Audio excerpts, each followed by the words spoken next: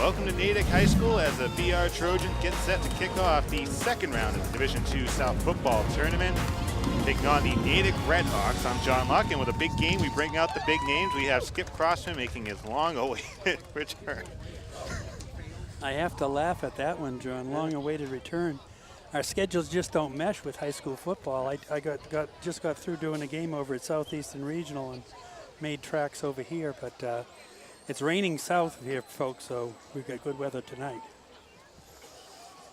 This is a rematch from last year's first-round matchup. It was a Division 1A football matchup, and we'll get set to kick things off. Division 2 coming up in just a little bit right after the national anthem. And now, ladies and gentlemen, at this time, we ask you please remain seated for a very special announcement. As you can see by the flags that the football team is carrying, they represent all the branches of our armed forces. The flag that is flying by the concession stand was donated by the Natick Soldier Systems Center and flew over Bagram Air Force Base in Afghanistan.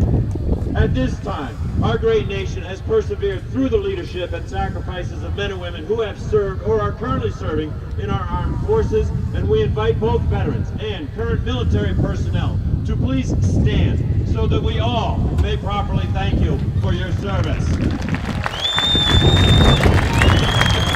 Standing down by the flag is Marine War veteran, wounded warrior, and former Marine John Crisafulli. Thank you to everyone here for your service to our country. And now, ladies and gentlemen, would you all please rise and remove your hats as we honor America and those who have defended or are currently defending our freedom with the playing of our national anthem. Performing the national anthem tonight is the Natick High School Pep Band under the direction of Mr. John Chiche. Ladies and gentlemen, our national anthem.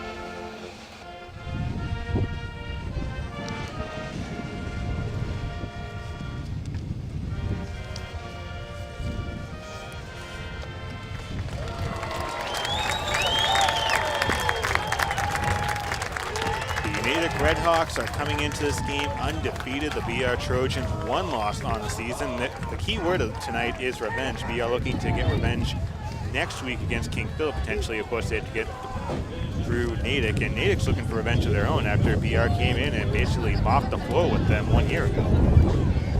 Yeah, BR, comes with that ground attack and ball control offense, and I've seen them play a good St. John's team up at St. John's in Danvers, and the coaches just knew from the outset, the St. John's coaches knew that if BR has the ball and can maintain the ground attack and chew up clock, then that works in BR's favor. They've got an better than adequate passing game, but their ground attack is ferocious. So Natick will be on offense to open up the night. As Thomas Bay will kick off, the wind at his back, so may help a little bit as far as the opening kick depth. Now that's a pretty strong wind. You can hear it buffeting in our earpieces. We are underway here in Natick.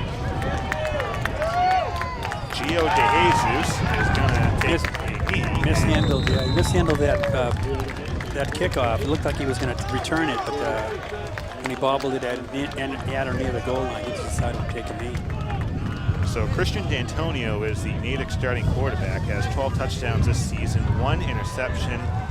The coaching staff looking to have D'Antonio be more of a passing quarterback, but if the pocket does collapse, he does feel comfortable getting out and trying to get some extra yards.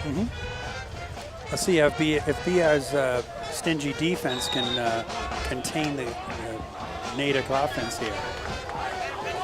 Natick opening up with 3 receivers on the near side: Matt Carucci, Ryan McGinnis, and Declan McMahon. And this is going to be QB Keith. Little or no gain, maybe a yard. In fact, by the down marker, it looked like he lost on that play.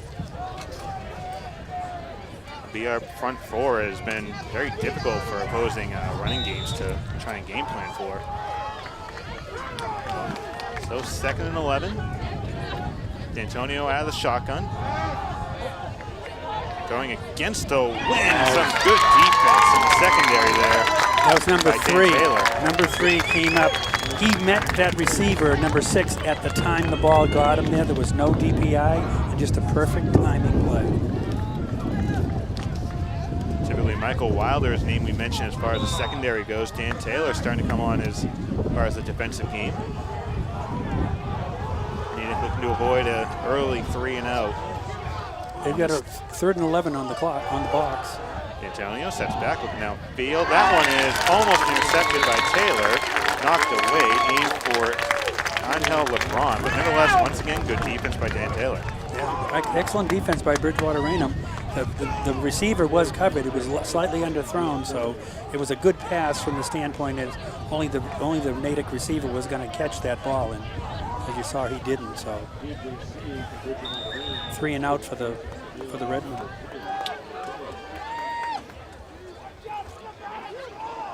With 10-10 left to go. Natick kicking against the wind. Yeah, going to let this one roll around, and the Trojans will start off from their own 47. Yeah, that's great field position. You know, there wasn't a return, but he was kicking into the wind, so he got no extra roll whatsoever. First chance to see the BR offense come out, and this offense has really been steamrolling the opponents lately. BR beating Braintree 41-7 last week. Corey Sullivan 10 of 17 passing, 145 yards and a touchdown. Devontae Graves continuing his tremendous season. He missed 4 games, but still just under 800 yards rushing this season. For the senior running back, and BR opening up in the very familiar I formation. Is that Bryce Shaw as the up back? Hand off to Devontae Graves. Graves goes straight through the middle. Into Natick territory. They're going to call him down, but he was still hauling it. The rule of thumb is if you're contained and you're not making forward progress, they're supposed to blow that play dead. And it looks like Devontae Graves, as you can see, he gained a good 7 yards. He looked like he gained more than that. Talk about it before, Devontae Graves, if there was a stat that maybe kept track of it in high school football, yards after contact, Graves would probably be at least in the top 3. He definitely kept the legs pumping on that play, and he gained at least 3 or 4 after the initial contact. Shaw, Graves in the backfield. Robert Jouffre, the man in motion, handoff to Graves again. And Graves will get up for another healthy game. Good enough for a first down. Enough for the first down. Devontae Graves comes in, as I say, he's a defensive end, but a running back. He's got better than adequate speed. He and Bryce Shaw line up in the backfield. With the receiving core that they've got, Bridgewater-Raynham has a potent offense.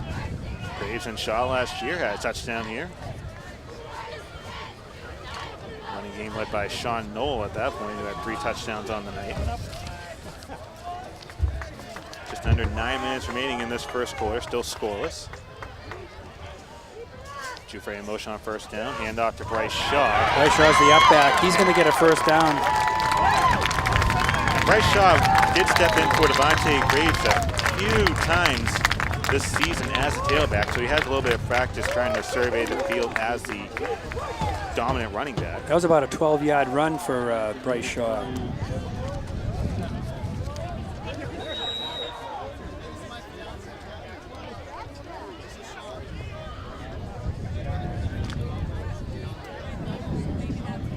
Picking up its second first down of this drive. Here's the ball on about the 27.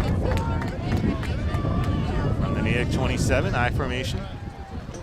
Hand off again to Graves. Graves gets some help by Jeff Cicio, and he's going to fight for a couple of extra yards.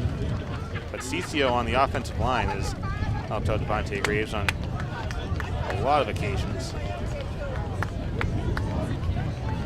Gonna be good enough for a gain of about 3 or so.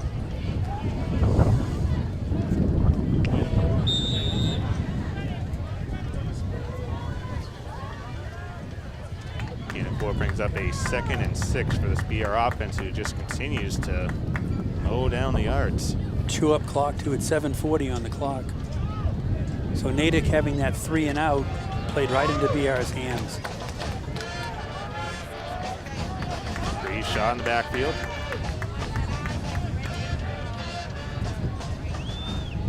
Giuffre in motion on 2nd and 6.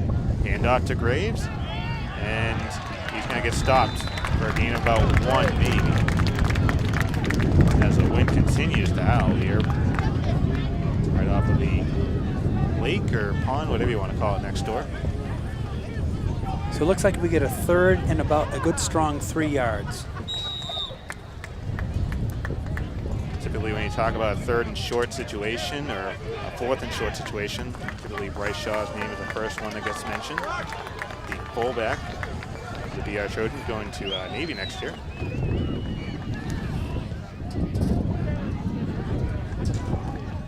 Pitch to Graves, and Shaw helping out. Graves blocking. Is he going to have enough at first glance? It looks like It's close. It's close.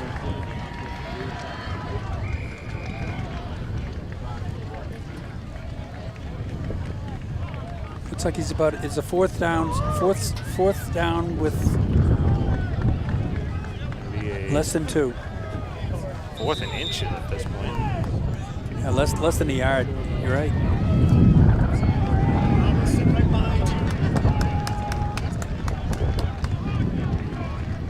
BR does have the potential here to get the first down either way, be it a passing or a running game. So Buron right there next to the referee, trying to wait for the clock to wind down. And call his quarterback over to give him a play. So Dan Buron calls a timeout with 5:47 left to go, and this is a drive that's lasted about 4.5 minutes. Started with 10:10 left to go. But once again, that's Dan Buron's game. Ground and pound attack, and try and run that clock down as much as possible. Controlled the ball for 16 of the final 22 minutes a few weeks ago against the Chelmsford Lions.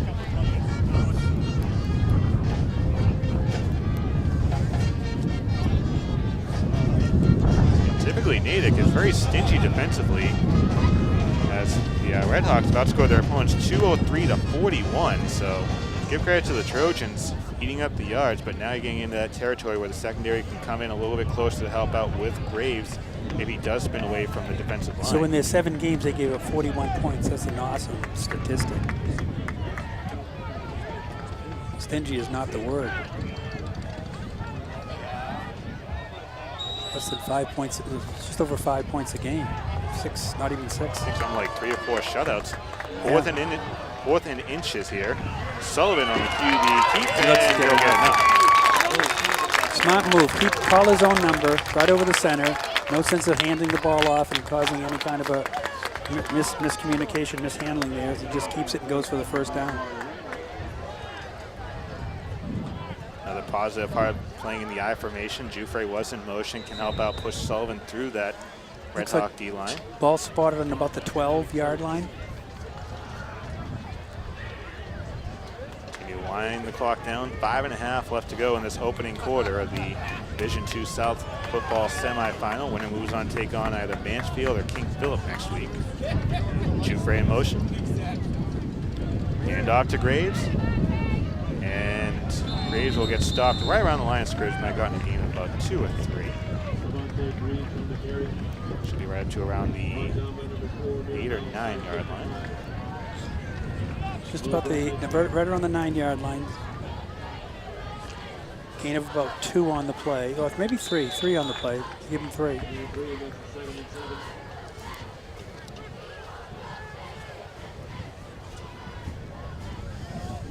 Clock winding down, 4 minutes and 48 seconds.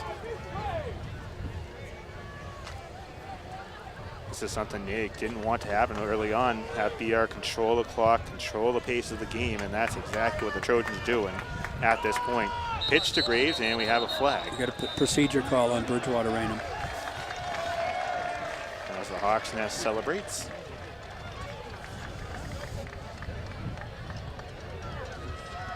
Looks like it must have been movement on the line.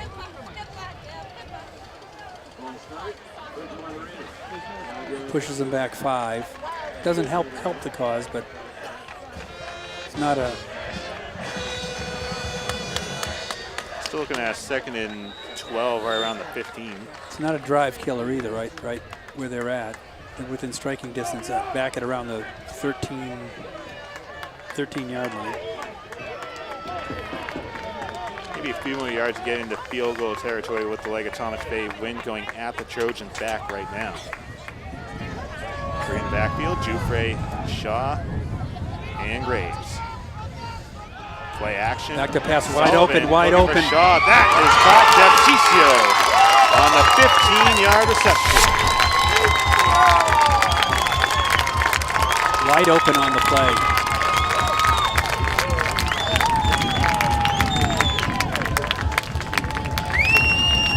Nobody near the BR receiver. That's a good sign. You can send your number 1 receiver out, not get coverage. Cicio's become a very popular target for Corey Sullivan this season. He's a big receiver. He's got good hands. He doesn't lose many footballs when they're thrown to him. Yeah, listed as a wide receiver, but certainly plays a part of a fullback. Helps out on the offensive line, and he gets a touchdown as Trojans take a 7-0 lead. Trojans draw first blood, 3:59 to go. Good ball control offenses, as John Luck said, maintaining for a good 6 or 7 minutes of clock time in the first quarter. So Natick will get the ball again coming into the wind.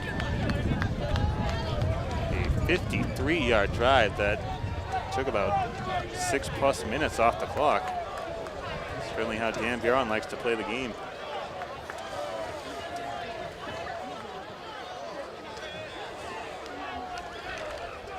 Some newspapers picked Natick to win this rematch. The Globe picked Natick, saying it was going to be revenge. It's going to take more than a newspaper article to change the outcome in the game here. Thomas Fay on for the kick.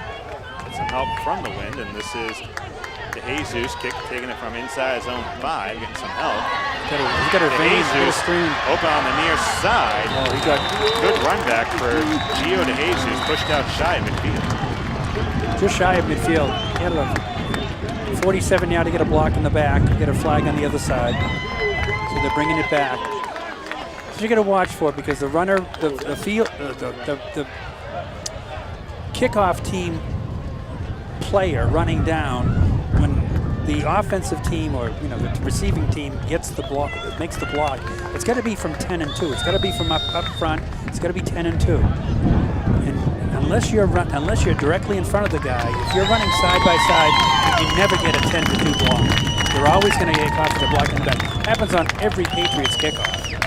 It's almost like what you see on holding when you see the flag and you see the running back get a good game of about 20-25 yards. You can tell right out the bat that there's holding or a block in the back on kickoff. Just think of it. You're stationary, then the guy's running up to you at a good gallop, and you're trying to get in front of him to get a 10 to 2 block.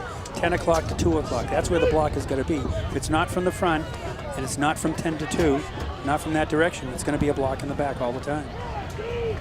So after what would have been a very good start for the Red Hawks, starting from inside their own 10 from the 8, Antonio out of the shotgun. That's a loss of about 30-something yards. It wasn't just a 10-yard loss. You take where the ball position would have been at the 47, now back inside the 10. There's a difference of about 35 yards. Natick had 3 and out to open up the game. And that was from inside their own red zone. That the seniors have looked forward to. Almost a moment of truth here, as here's a handoff straight through the middle for another small gain. by number 44, Malik Williams. It's going to be 3rd down and about 3. It's a strong 3, probably 4 yards. I can't quite tell what the first down stake is. Just under 3 minutes remaining in the first quarter, 3rd and 4. Coming up, so a gain of 3 on that last play for the captain running back. And a motion here on 3rd down. Back to pass. Antonio is going to have that pass tipped away. Once again, the secondary stepping up. Kyle Duggan on the stop. 2 players from Bridgewater-Raynham in on that play. Danny Taylor and Kyle Duggan, both adequate coverage on number 12 for the Natick team. And again, 3 and out. Natick's kicking. Kicking against the wind again, which, as you can probably hear at home, is pretty strong. Blowing from right to left across the TV screen.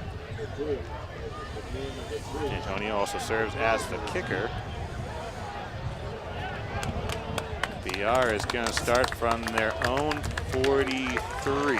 There's a good roll. He got about a 10-yard roll on that. It was a low line drive kind of kick that didn't, you're trying to keep it out of the wind, which he did pretty effectively, and it got a nice roll.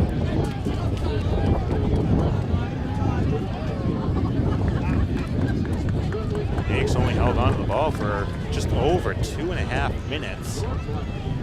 Trojans coming off a 6+ minute drive for their first offensive drive, which was capped off in a Jeff Ciccio 15-yard touchdown reception. So they're starting off now from their own 44 with 2:25 to go in the period.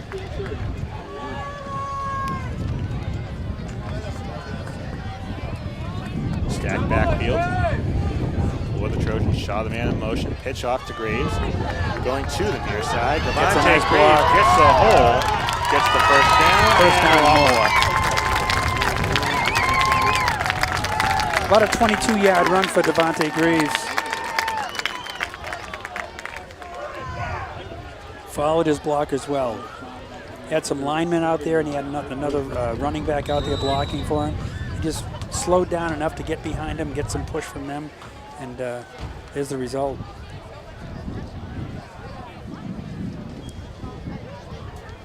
Just about a 20-yard run. We hit the 2-minute mark in the first. We are up 7-0. Natick sending 5. Hand off to Bryce Shaw. Bryce Shaw up the middle. Almost like a wrecking ball for some of the defenses. Just second down, less than 2 yards for a first.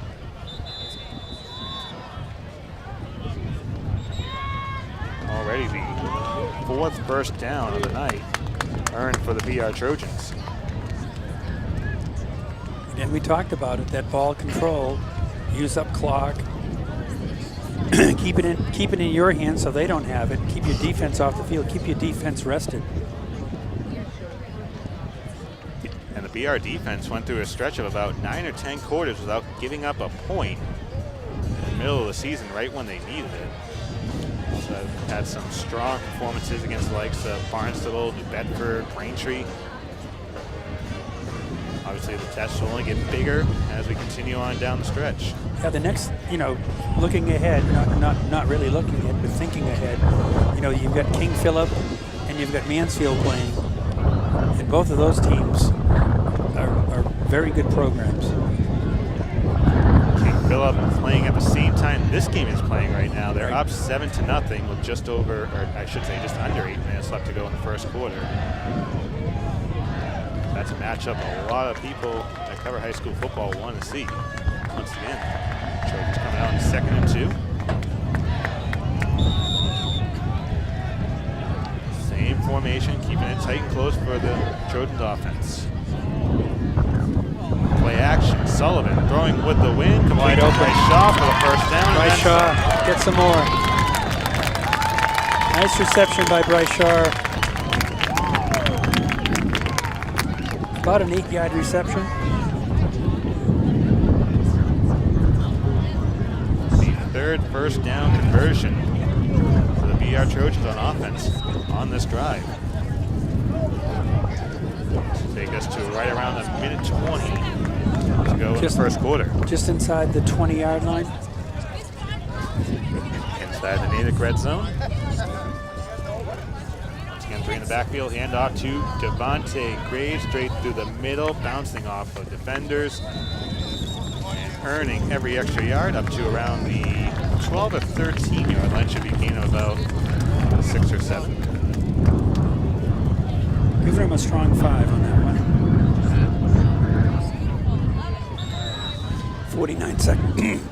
49 seconds remaining.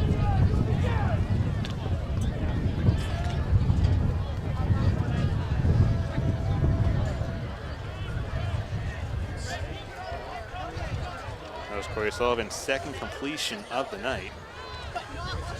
And off to Shaw.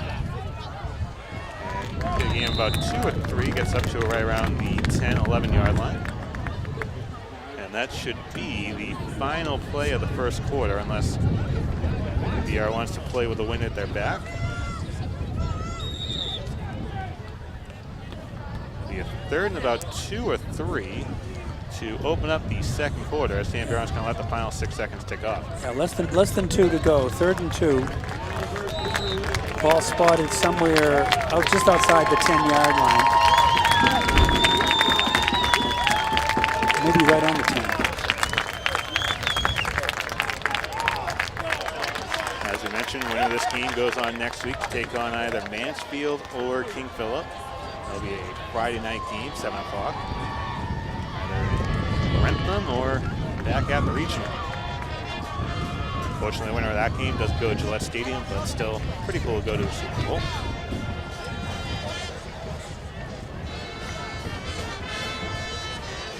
Jeff Ciccio got the scoring started tonight, a 15-yard reception.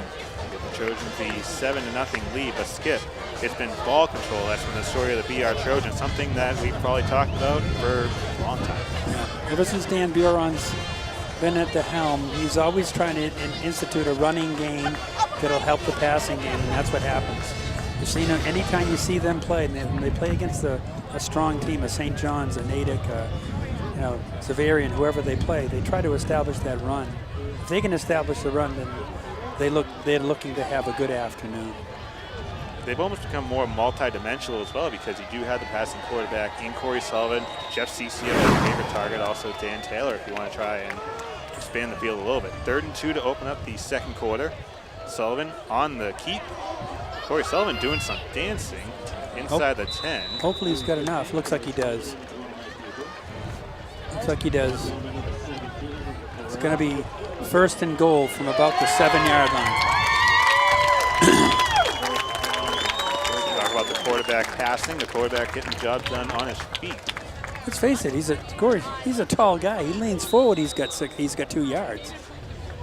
He's got any kind of momentum. He's a tall kid, he runs strong. It's going to take more than one guy, and he hit at least 2 Natick players before he was taken down. 1st and goal from the Natick 7. 10.5 remaining in the first half. Jufre in motion. Handoff to Graves, bounced off and taken down by about 3 or 4 Natick Red Hawk players. Some jawing back and forth on both sides. There'll be that. There'll be that anytime they're in a high-level game like this with these big stakes at the end of the night. One going on, one going into the non-playoff pool to finish out the season. As I mentioned, Natick with a lot of seniors, and reading some of the papers for Natick, the seniors are really looking forward to this opportunity, really bringing this program back to maybe Super Bowl contention, hopefully, if they win here tonight on 2nd down.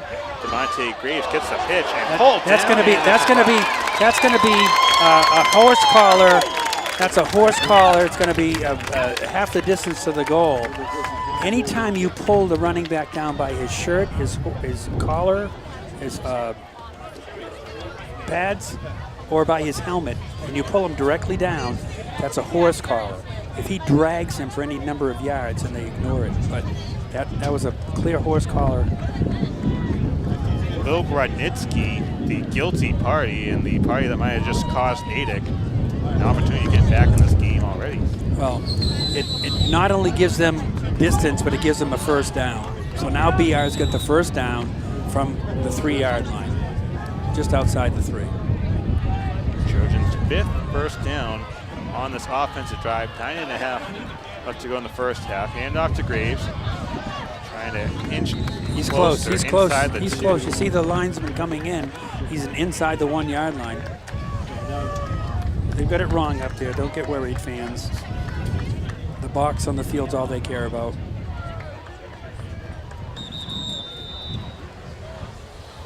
And a timeout taken by Natick. Now they want to stop down this onslaught here. You know, they're seeing a little bit too much of Bridgewater-Raynham running. The clock is not stopping. I mean, that works. It's unbelievable. It was 9:07 when they called for the timeout, and then 8:56. That's a big play coming up for the Natick defense, or a big couple plays come up here. Second and goal from the 1. Bridgewater, two and goal from the 1-yard line. Second down and goal from the 1-yard line. Let's face it, we get a number of opportunities there. Quarterback keeper, pounding Bryce Shaw or Devontae Greaves going to go right in. He's Choice right C, in. that works. Devontae Greaves, a 1-yard run, and BR is up 13-0. Give credit to the line, give credit to the offensive line and to the backs out of the backfield blocking, you know, both Bryce Shaw and number 25, Geoffrey. I mean, you get that kind of push within 1 yard, you know, you get nothing but positive results. With 8:51, Trojans set to take a 14-0 lead. The conversion is good. Thomas Fay on for the kick, and it's a 14-0 lead. That was a nice strong kick into the wind. That was like a 30-yard kick. That was a great effort. You know, kicking into the wind. It bodes well for down towards the end of the game if you need that kind of a strong kick. So drive of just about 4.5 minutes going back to the first quarter, but bigger story for the Trojans on that drive. 5 first downs the offense picked up, and they started from their own 43-yard line. Obviously, the running game going to be the way to go, especially with the wind now going at you. Once again, going from right to left across the screen. So it should prove to be interesting on the kicking game for Fay in the second quarter. You know, an interesting series there. Obviously, that horse collar came into play and gave Bridgewater-Raynham a first down on the 3-yard line. It's unfortunate, but it happens. You know, you get an aggressive player just trying to get the running back down. He grabs him by the back of the shirt or by the shoulder pads and pulls him down for the horse collar personal foul, 15 yards, so they're half distance to the goal. It's a squib kick. Not handled too well. Not handled too well by the Natick Redhawks. I think the Redhawks still did recover, but nevertheless, some good heads-up play there by Taylor and Michael Wilder. Well, I mean, the ball was on the ground. You forced him to pick the ball up and just cover it or go forward. And he had trouble even handling the ball. Natick will take over on their own 25 with 8:46 to go. Natick 2 straight 3-and-outs to open up this game. Game that this team has been looking forward to dating back to last year. They've got the wind at their back, so see if they take the opportunity to let it fly. 3 to the far side. Back to pass. A low snap. That pass is complete. Taken down. That's Max Ferrucci on the catch and taken down. In or about 2, by maybe Bailey 3. Leach. 2.5 yards on that catch. He'll take that all day. I think that might be the first completion of the night for D'Antonio. Had a couple of near interception, but still incomplete. Trojans sending 4. Handoff, and Amir Mells was just smoked by Bryce Shaw right around the 29, 30-yard line.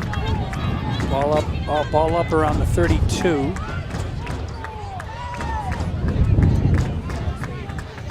up a 3rd and 4.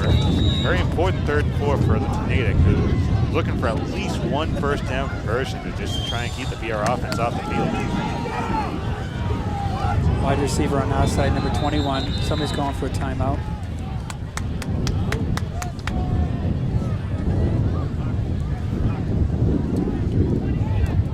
Second timeout. Taken by the Red Hawks. Obviously, Mark Mortarelli realizing the levity of the situation, the fact you're facing a 3rd and 4, 7:44 left to go. If you give BR the ball back now, you kind of have to game plan, I would think, for the second half, the way the Trojans have controlled the ball offensively. You've got to look for some kind of an opportunity, a takeaway, an interception. No, it's another 20-second timeout. The Trojans trying to Bjorn trying to change the defense there and wisely use the 20-second timeout.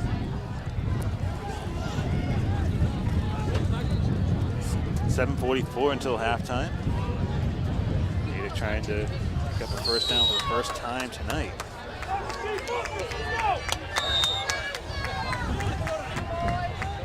Antonio out of the shotgun, Nels on his left. Angel LeBlanc, the man in motion. Back to pass. Antonio. Knocked away. Nice play. Nice coverage. Number 51 for the Trojans. James Hannafin in on the secondary help. Covering that receiver like a blanket. Good coverage by the linebackers. So you see the defensive backs and the linebackers both covering the Natick receivers. Another 3 and out. Maybe the lone positive at this point, the fact that Antonio is kicking with the wind at his back, maybe pin the Trojans back just a little bit.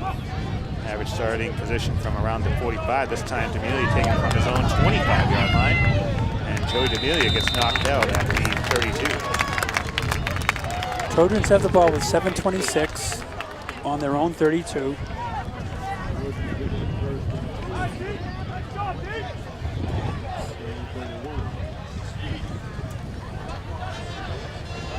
Trojans had a 4.5-minute drive, also a 6-minute drive tonight, and they'll get the first possession of the second half. And this is almost starting to look like a carbon copy of last year's game. Natick coming in here fueled up, ready to go, but maybe they got too fueled up and fired up. They haven't been able to establish the pass. They've completed one for 2.5 yards. They haven't had a consistent ground game, so far they don't have much to hang their hats on in terms of offense. Shaw Graves in the backfield. Hand off to Devontae Graves, straight through the middle, wrapped up and taken down right over the 35-yard line, up to the 37, it looks like. Gain of about 4. Gain of about 4 on the play.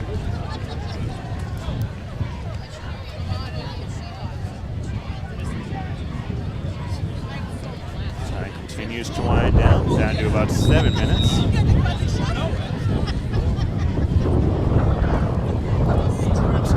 This game goes on to the sectional final next week. An opportunity at the Super Bowl.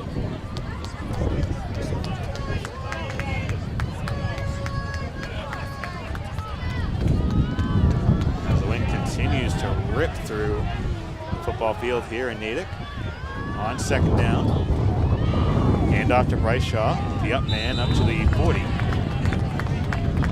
Just a couple of yards short of the first down, just shy of the 40. Needs to get to about the 42. Scoreboard shows 3rd and 5, but get with reality sooner than later. It shows now 3rd and 3. They spotted it on the 39-yard line. They didn't quite give him the 40, so it's a 3rd down and about 3 to go.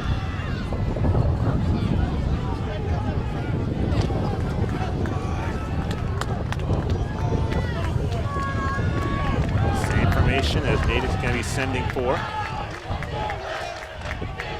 Quick early jump, made back on side. Devontae Graves breaks through the middle into Natick territory. If you looked at the defense at Natick, I was pointing out there, but I couldn't say anything. I didn't want to interrupt. And you looked at the defense. The defensive line had a huge gap on the left-hand side. They had a defensive end, they had a nose tackle, and they had nobody in between. And where did Dan Buron run that ball? Right up that chute, and good enough for another first down. Timeout once again taken by Natick as we are trying to get another touchdown before the break. With 5:40 remaining in the first half. So the ball spotted on the 49. It was an 11-yard run. And again, you just saw that defense the way it was set. There was a defensive end, a nose tackle, and they were strong on the right side. And it just looked like they were calling for the play.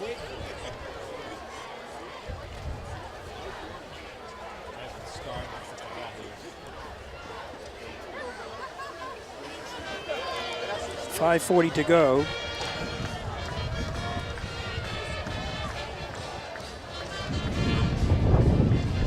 We are trying to continue a trend here in the MIA playoffs as there have been a lot of one-sided, lopsided games. We'll talk about that coming up in the second half. The expanded playoffs that came out a few years ago. They are typically a staple as far as the playoffs, getting up to at least the second round every year since the inception a few years ago when they expanded out to 8 teams. On first down, handoff to Bryce Shaw. Bryce Shaw, the up back, gets it. Goes to 47. They're going to be a little stingy with it, only giving 1 yard on that play, on that run. I think they had forward progress ahead of that. Second and about 9. This will take us to just under 5 minutes remaining in this first half. They are up by 2 scores, 14-0. Jufre in motion on second down. Sullivan pitch to Graves. Got a nice kick out block there, but they can't quite turn the corner. Can't quite turn the corner. Number 44 for the Redhawks comes up and seals that corner along with 23. And Devontae Graves just can't get outside. And at some point, if you're Dan Buron, you have to start thinking about getting the passing game. Now, obviously, you're facing a 39 come up here. You're throwing against the wind, but just try and throw Natick's D off a little bit. Yeah.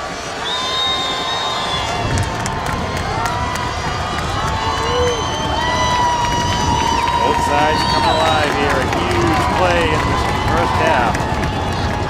D'Amelia and Taylor lined up on the far side. Jeff Ciccio on the near side. Corey Sullivan handoff to Devontae Graves, and Graves will get stopped at the 46, and that may have been the saving grace for the Redhawks. It's 4:03, clock is running. So now it's a fourth down situation, fourth and about 7 to go. I have to imagine Buron can get the clock down to about 3.5 or so if he tries to call a timeout right at the last second.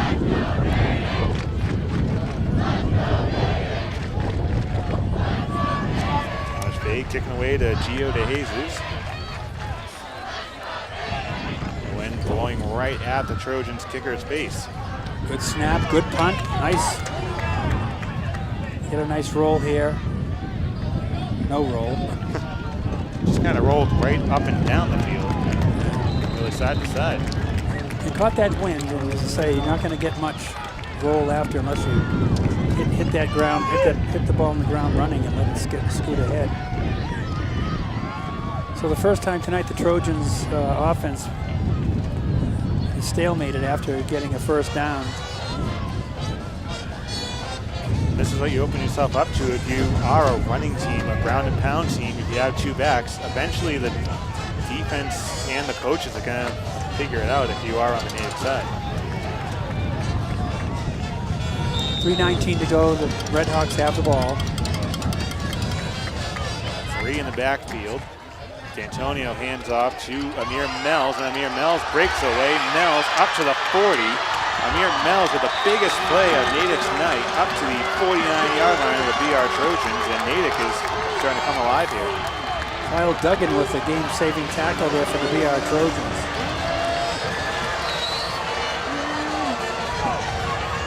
Continuing to wind down here, 3:08. Clock will start. off of the first down conversion as soon as the chains get figured out. Same formation, end around. 33 this is a handoff to Tim Ramstrong. He stopped at the line of scrimmage. Maybe he gets a yard.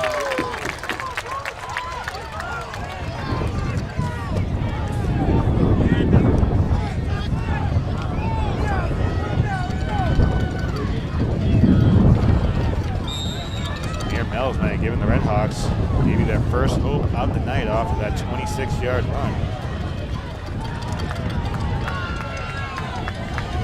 Williams and Mel in the backfield. Handoff to Williams. Gets into BR territory for the first time tonight, but will be thrown back by Bailey Leach. Nice play by Bailey Leach there, catching him at the line of scrimmage. Third and about a good 8 yards to go. For the first time tonight, Natick inside BR territory. Did have a block in the back on a kickoff on their last offensive drive. That set Natick back inside their own red zone. 4-receiver set. Minute 58 to go. First half. Antonio off the low snap. Back to pass. Floats one out. Caught. So nice grab there by Mac Ferrucci, and the first time tonight that the BR secondary started to crack. Kyle Duggan went for the takeaway and tried to knock it down, and number 9 came down with the ball.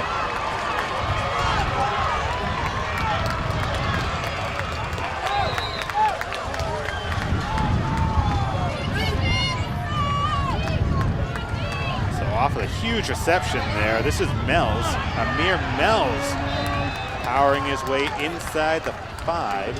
Looks like he has it around the 4-yard line. They get the 3.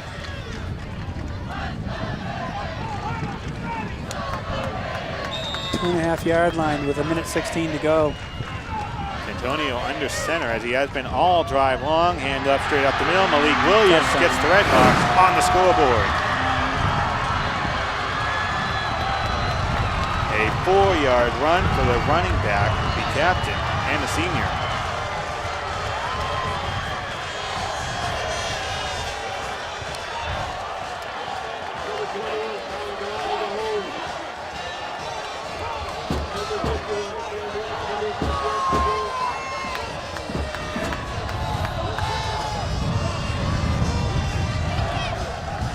Waltzman coming on for the PAT. As Natick looking to cut this lead in half. That one is going to be good. A drive that was really spark plug there on that huge reception. Huge reception and that good run by the running back for the first down. A gain of about 20 and that reception. Another 25, 30-yard receiving yards there. Amir Mells with a 26-yard run. Also, Max Ferrucci with that big, I think it was close to a 30-yard pass that got Natick inside the BR 10.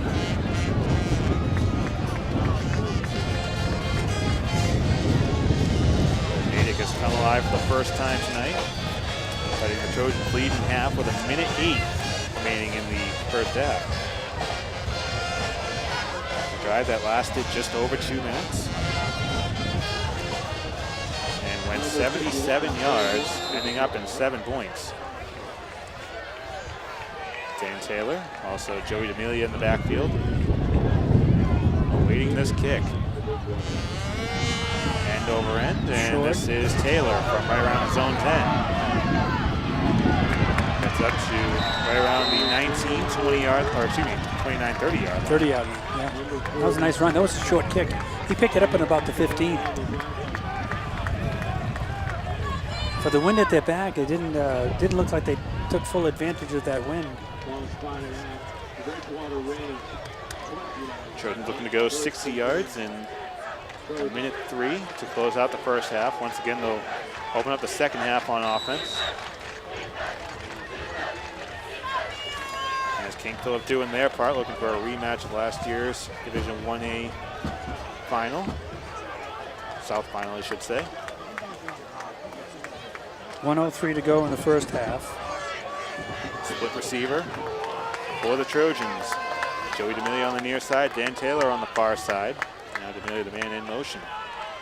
Pitch to Devontae Graves on first down, and Cuts Graves back up. goes under the defense. Devontae Graves is off the races to the 30, to the 20. Devontae Graves might have just broken this thing open and dashed Natick's hooks.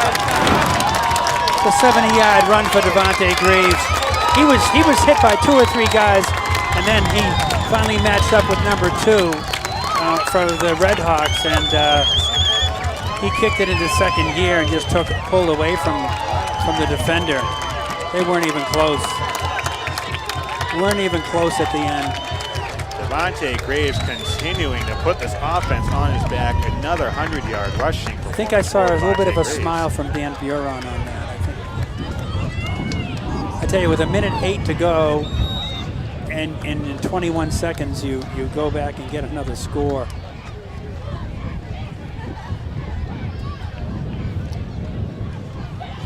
Long kick. A deep kick. Really That's good. He's kicking into the wind. He's got a 30-yard kick. 30-yard carry on that kick. So the Trojans kind of make it look easy there with first play from scrimmage, going 70 yards and giving the Trojans a 14-point advantage here with 47 seconds to go. Now, we talked earlier about Devontae Graves, the yards after contact. He was getting taken down, but eventually ducked under one of the defensive player's arms and broke away for the 71-yard run. That was some good blocking on the line and one of the blocking backs there, and then it was all Devontae Graves after that. Matched him up one-on-one, I think it was number 2 in the Red Hawk defense, and he just ran away from him.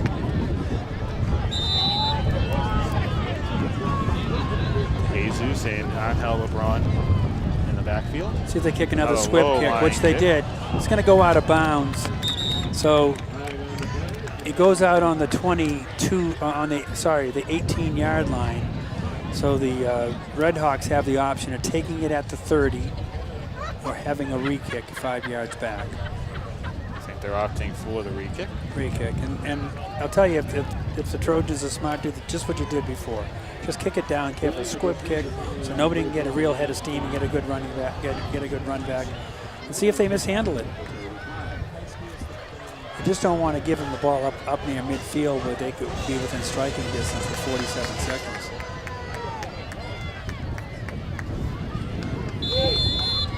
And the wind blowing at Thomas Bay.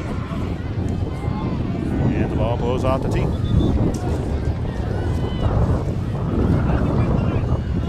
Maybe the strongest wind of the night. Yeah, it's blowing pretty hard. You can hear it just ripping through the headphones here. That's a nice ambiance. Blocked. Oh no! No, I'll tell you. That didn't work out well. That worked out. That worked out very well. That worked out very well if you're a Trojan fan. He kicked it off one of the up linemen. It came back, and Bridgewater-Raynham. Well, if the 71-yard run didn't do Natick in, that might have. I tell you, it's really deflating because the ball's going to go 10 yards. Once it goes 10 yards, then you have a chance to receive it. But if it kicked off the leg of the up lineman there, and he had no chance to get it back, and it came back into BR territory, and all Bridgewater-Raynham had to do was fall on it. So with 45 seconds to go, Trojans trying to. Sullivan looking back. Oh, he's a deep throw. Taylor almost caught. There is a flag. There's a flag. There should be DPI on that. They interfered with the receiver's ability to receive that ball, so there's going to be DPI on that. Trojans offense has been lights out, so much so that the scoreboard's out. They probably like it to go out, certain parts of it. But going back to that turnover by Natick there on special teams, that was off of a re-kick, so they actually elected for that to happen. No, yeah, right. Well, the only advantage they got is they moved the ball 5 yards back, but when he kicked it off the lineman and the Trojans got the ball, that negated anything. I mean, Now you give the Trojans another first down. Ball spotted on around the 41-yard line with 40 seconds to go. So Dan Biron says that there should be 45 seconds. He's gonna argue to try to get as much time put back on that clock as possible. See what they decide. He's pleading his case. I was gonna say, from what I have written down here, I'm trying to keep track of the drives. It looks like it was 45 seconds to start off the drive. That's right. That's what I thought too. So that looks like it should be right around. We're trying to play the refs a little bit, see if he can get a little leeway. Doesn't hurt to ask. From a referee standpoint, it's kind of annoying, but whatever.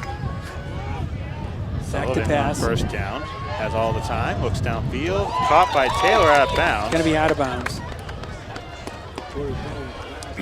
Taking out someone there. The NCAA, which Massachusetts high school football plays by NCAA rules, you got to get 1 foot down, and if you are up in the air, the defender can push you out, and it is legal for him to do that. You've got to get your foot down. If you don't, he can carry you out of bounds and not get the benefit of the catch. Trojan, 34 seconds remaining in this first half, facing a 2nd and 10. Obviously, the clock will stop on a first down. I'd like to see a catch by a receiver and then a lateral back to somebody trailing the play. Sullivan, all the time again. Wide open. Complete to Cicio. Cicio wide open over the middle. He was covered, but the guy was in back of him. There was no way number 2 was going to catch that ball. I shouldn't say wide open. He was covered pretty well, but he was covered from behind, and there was no way number 2 was going to be able to interrupt that pass. Dan Biron calls a timeout. 26 seconds now from the Natick 21.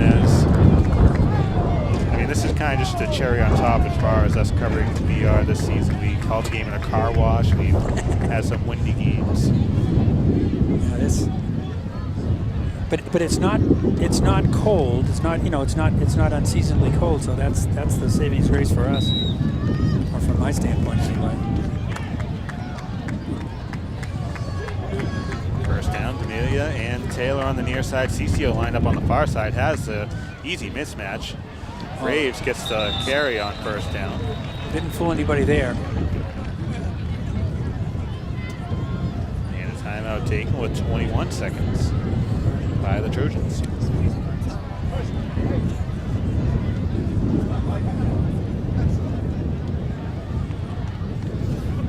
I thought it looked like a 20-second timeout, but it turned into a full timeout, a full team over there.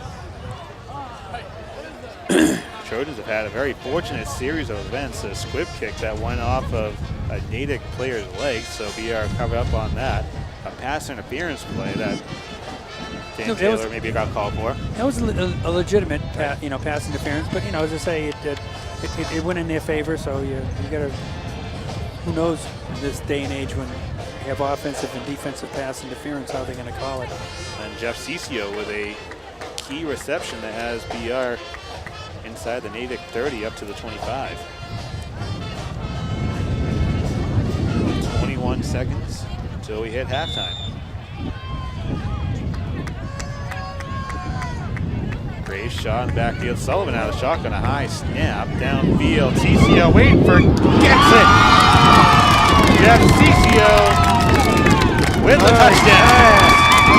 Boy, that judge had to look down the sideline to see what his side judge was saying, and they're still conferring. But now he goes up with his hands again. That's kind of late. When you have a play towards the sideline like that deep, you got to have one guy covering the sideline, covering the feet, one guy covering the catch. And it looked like they were a little out of sync there. Coach of Natick lets him know it too. The coach is down at the 10-yard line where he's not supposed to be. Giving the line judge an earful. Probably saying he was up in the air, it wasn't a catch, whatever. Thomas Bay kicking into almost a hurricane at this point. That kick is going to be good. The Trojans are up by 3 scores, getting closer to halftime. and 2 of those scores came with less than a minute. But there was 1:08 on the clock when, you know, when the Trojans first drew blood, and they take a 14-7 game, make it 21-7, and then with 45 seconds to go, and you know, 2 long receptions and a timely defensive pass interference call, the Trojans only used 31 seconds on the clock and scored another touchdown. Graves has 71-yard run with about a minute left. Then off of that turnover there by Natick, BR capitalized his CCO with a 25-yard reception. And that's exactly what you have to do in a playoff game, capitalize on the other team's miscues. It was 1:08, they scored a touchdown. It was 45 seconds after the next kick.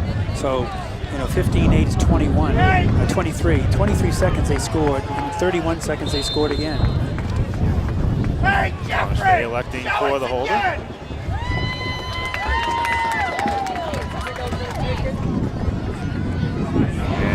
Natick having some issues on special teams. Yeah. Jesus does get it from his own 30. He's got a good block. He's got a good block. He's got a block in the back over here. Out of bounds at midfield, but more than likely that's coming back. That's a block in the back. I think the Jesus might have landed awkwardly on his leg as he's down. It's kind of like a tough nut to crack. You know, you've got a guy running full speed, and you've got to get not just your head, you've got to get your body in front of him. It's because for the block to be from the front, from the 10-2, I can't explain it any better. It's got to be the direction is got to be from 10-2, and your body's going to be 10-2. You can't just have your head in front of him saying I'm blocking him from the front. If the force is coming from the side, less than 2, less than 10, it's a block in the back. And that's the new mechanic that they taught this year. So that's what that's how they're enforcing it. We've seen it twice tonight. The second time that Natick's been called for a block in the back with 3 seconds left to go in the first half.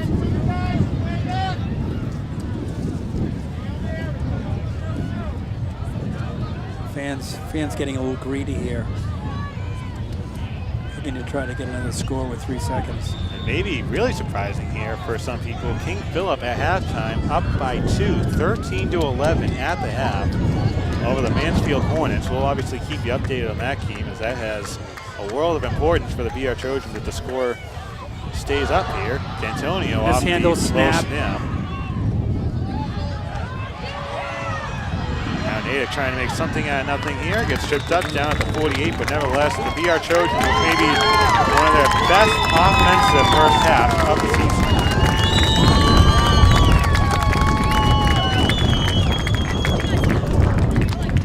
28 points in the first half is, you know, you can't say it's even scoring because they've scored 14. They scored 14 points in the first 20 minutes. And then the last minute and 8 seconds, they scored another 14. But 28 points in the first half against an undefeated Natick team is a good effort. Right, we went over the stat earlier, the fact that Natick defensively has stood tall, but it might come down to who you face. As coming into this game, Natick's allowed 41 points. This game, they've allowed 28 points in just 22 minutes of football. You know what it comes down to? It comes down to how have you got here? Who have you played along the way? If you played the St. John's, if you played the Zavarians, if you played, you know, the tough teams in the state, and you come away with a couple, 1 or 2 losses, then, you know, you're prepared yourself to play. So we are halfway through in this Division 2 South semifinal game. We are Trojans up 28-7. We'll have the second half come up in just a minute.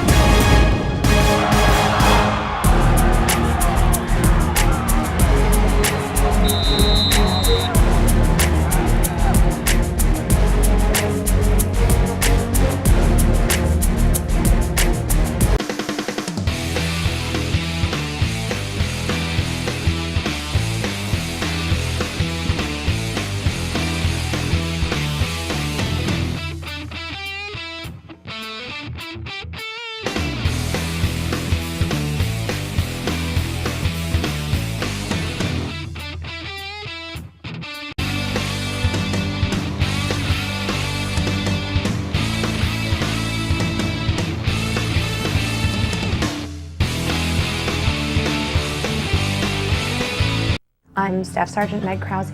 I was on active duty for 5 years. I was a medic. My psychological health, I didn't think it was an issue when I came home, but one of my soldiers actually said, I think you might be suffering from PTSD.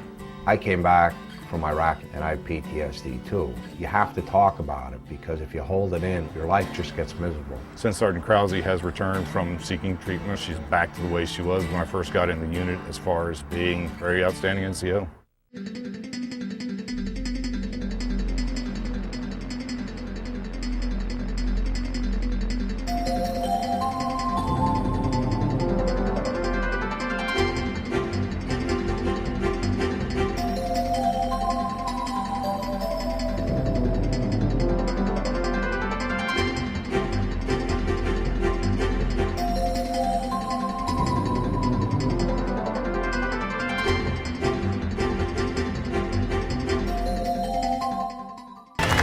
Redhawks are coming into this game undefeated. The BR Trojans 1 loss on the season.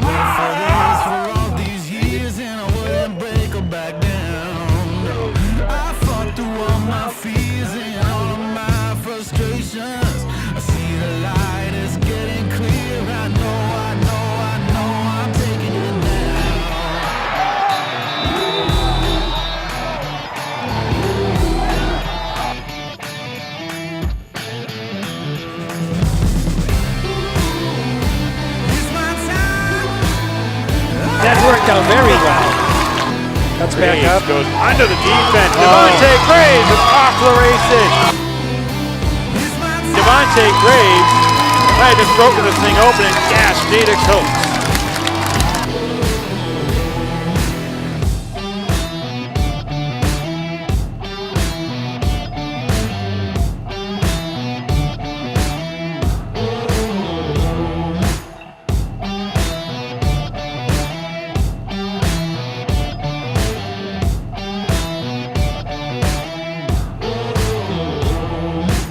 John Luck will skip Crossman and skip. This was the first half dominated by the BR Trojans. Also, Devontae Graves had a fair deal in that first half. Yeah, Devontae Graves just looked good.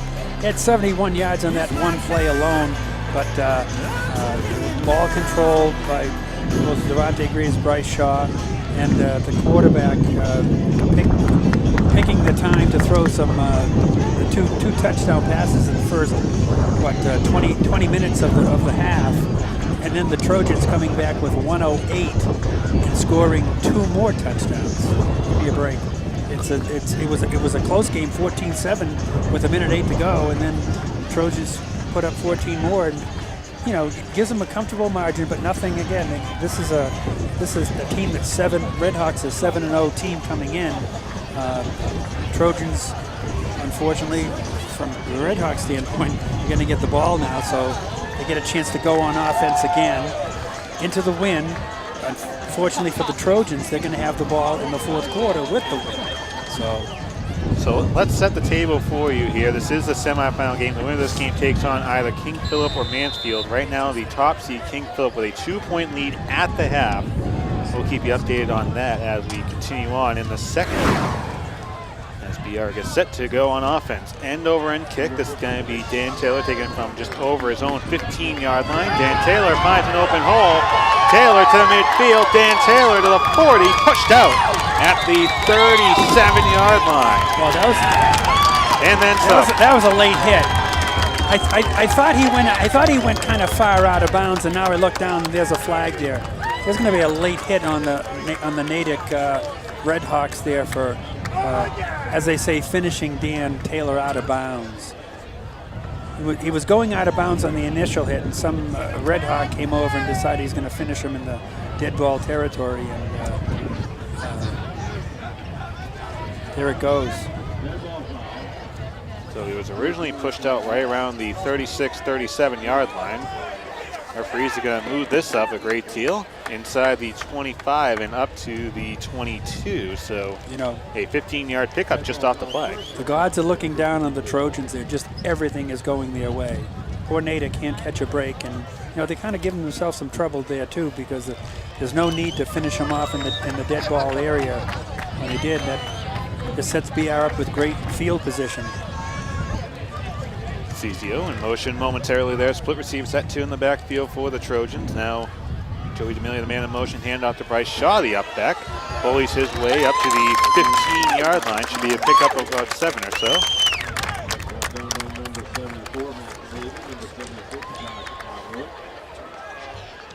Looks like some happy fans down in front of us. I think they're Shaw's relatives.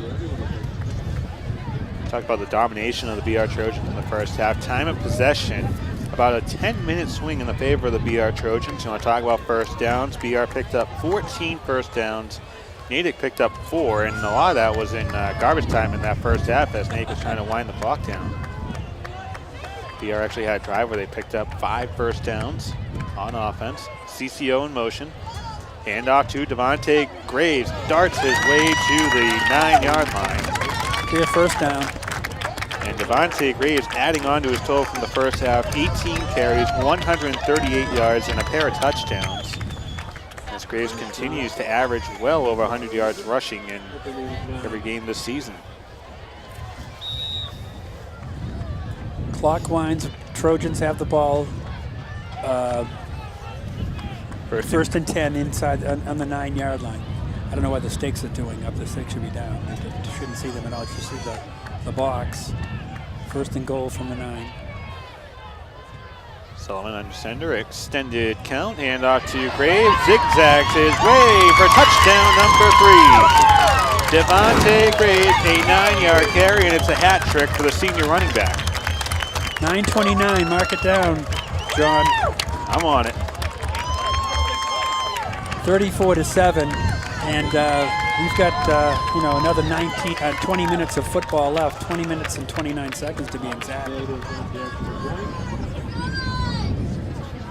Devontae Graves had 1 touchdown in the first matchup between these two teams last year, and putting on a clinic recently against all the opposition. Has 3 touchdowns tonight. Had a great game against Barnstable and a great game against St. John's Prep up in Danvers. It's a 35-7 lead. We still have 9:29 left to go in the third quarter. Everything turning up Trojans now.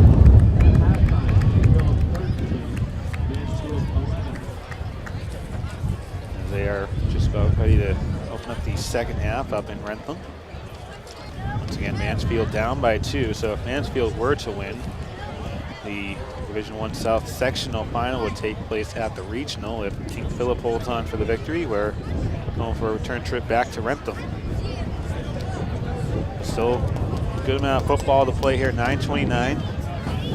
Natick has proved that they can score quick with their 1 touchdown that they have scored. A 26-yard run, a 30-yard reception. That closed the gap momentarily. And this has been the underlying story tonight, the wind as the ball blows off the tee. Look for Tommy Fay to give him nothing to run back. I'm surprised the defense, surprised they're setting back so deep. It hasn't been a long kickoff yet, plus the kicking into the wind, so see what happens. Another squib kick. Squib kick, not Going to be taken by DeJesus from his own 17-yard line. Gio DeJesus, and there's a huge hit. Terrence Cherry rocked one of the BR Trojans. And he's getting up on his own power, so he got rocked a little bit, but he took a licking and he's still ticking. Number 16, Luca Barboza. The tall Red Hawk there came down and just flattened him.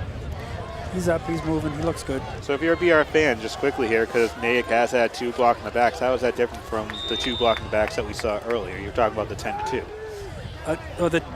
That one there, that was from the front, and I think they're just saying that he wasn't from behind.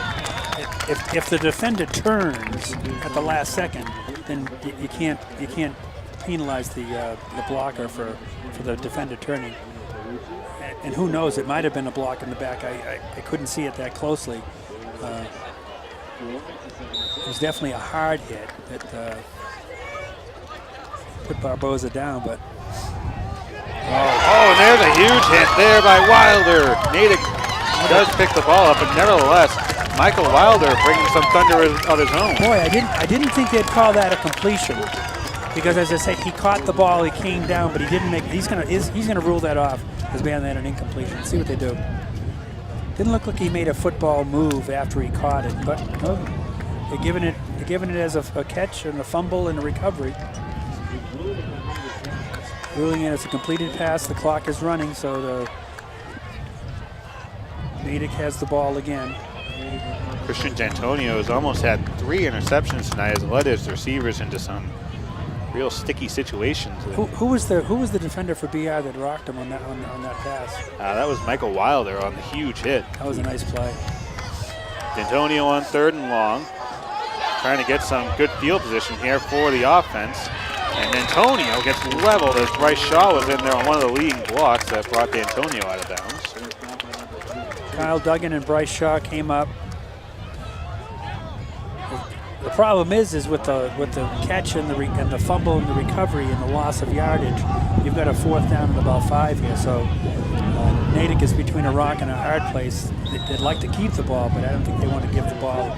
If they don't convert it, they don't give the Trojans the ball inside the 30-yard line. Christian D'Antonio making the best out of a bad situation, facing a 3rd and 16, gets the ball up to the 30 with a gust of wind now blowing from right to left, as there is a timeout called by Natick.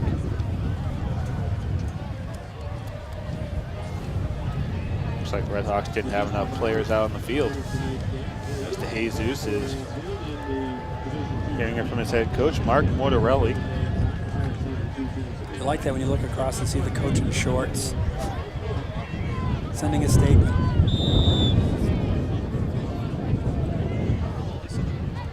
.7:42 left in the 3rd quarter. Not a long punt by any stretch. See if it gets a Natick roll, which it does. It's going to be inside the 30, right around the 30-yard line where the Trojans will take over. It's 7:29.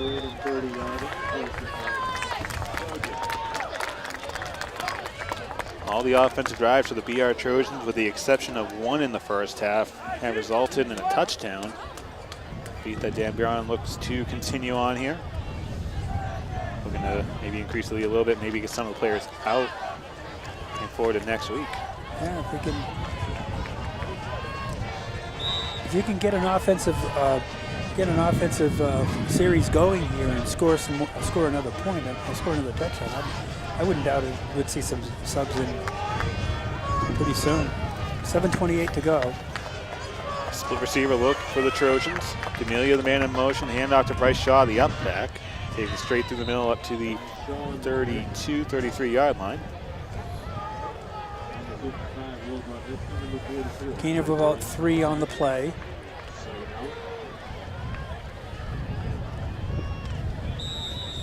We were talking earlier that Natick came into this game almost a true example of who have you played to get here. They've allowed 41 points on defense, and realistically, the Trojans might get all that and then some here tonight. Yeah, they're at 35 right now with 6:54 to go in the third period. 2nd and 8. Play clock winding down. Handoff to Graves. And Devontae Graves trying to act like a pinball here. Well, Moving around, but doesn't really result in a big gain there, maybe about 2. Yeah, you know, the rule of thumb is if he's contained by the defensive player and he's not making forward motion, you're supposed to blow the play dead. But Devontae bounced off and tried to get a few more yards. He ended up probably not getting any more, but he didn't want to go down on that first contact. So Luca Barboza continuing to get looked at on the sideline as BR has a 3rd and 7. Yeah, looking to contain the BR Trojans for the first time really here tonight. Some late movement. Sullivan on 3rd down, getting rushed. Corey Sullivan up to the 40, and depending on the spot, it might be enough. I think they're going to rule him out just shy, maybe right around the 39. He's going to be shy by about a yard, maybe 2. See where they spot the ball. Spots it on the 38. They've got to get to the 40, so it's 4th and less than 2. 4th and a strong yard.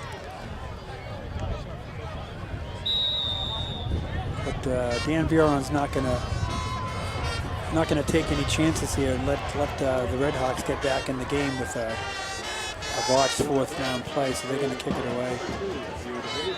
The first 3-0 for the BR Trojans tonight. And the timeout taken by Dan Buron. With 5:45 left to go in the 3rd quarter, and his team currently up 35-7.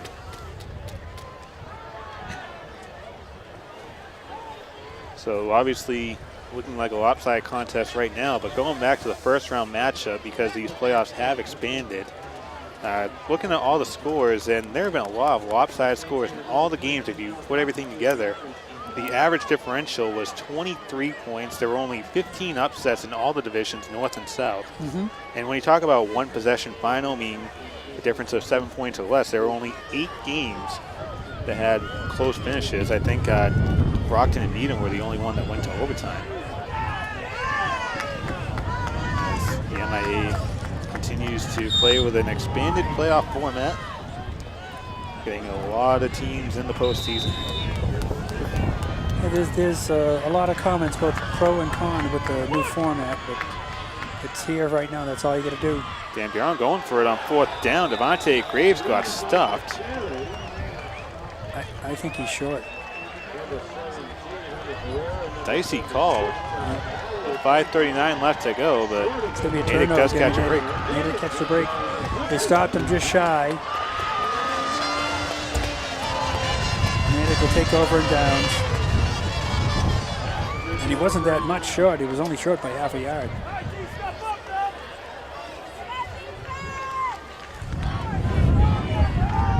Christian D'Antonio leading the Red Hawks back out to the field, looking to get another score. This playoff rematch from last year. 4 receiver set. Antonio off the botch snap there.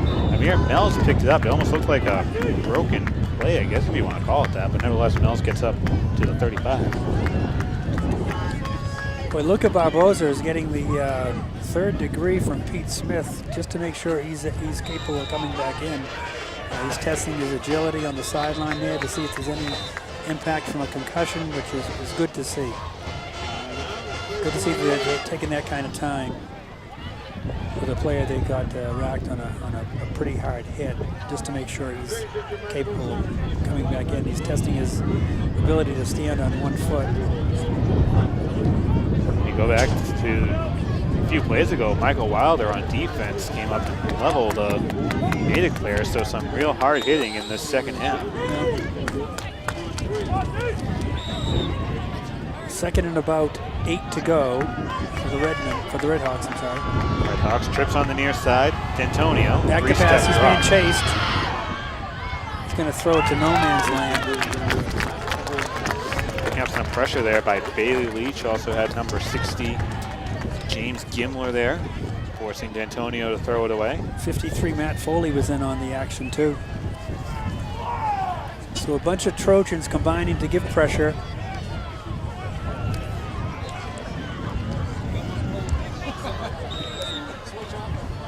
Natick facing a 3rd and 6, 5:10 remaining in the 3rd.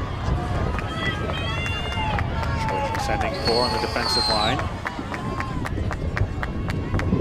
Nels flanked out to D'Antonio's left. Another low snap to D'Antonio, who throws this one deep. Wide open. And that one is caught. Max Ferrucci, a 35-yard reception as Natick tries to close the gap. Ferrucci, number 9, just beat the Trojan defense there. Closest defender was number 3, Danny Taylor. Ferrucci had her by a step. That was a nice pass.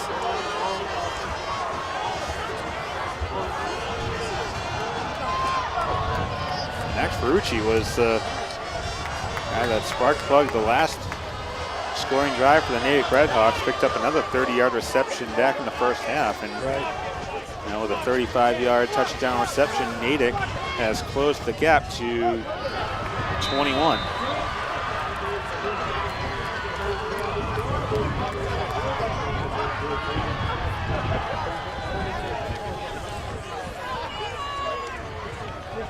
(35-14) was actually the final of last year's game.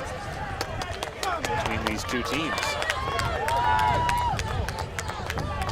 A touchdown coming off of a 4th down attempt by Dan Buron, and the BR Trojans ended up coming up empty there, and Natick capitalized, so give them credit on that one. Yeah, they got the ball on the BR 40-yard line. Couldn't have asked for a better turn of events for the Redhawks to get the ball on, 40 yards to go for a touchdown. Wind at their back, able to pass. Jaden Rosario, Dan Taylor, and Eddie Woodbury awaiting this kick. Natick again has the wind at their back. Looking for some extra help.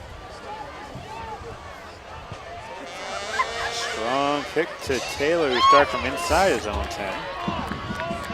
And Dan Taylor got bumped by a few players up to his own 30 as Natick was trying to look for a couple of flags. Some extracurriculars on the near side. 40 had his hands out. He was whining about something.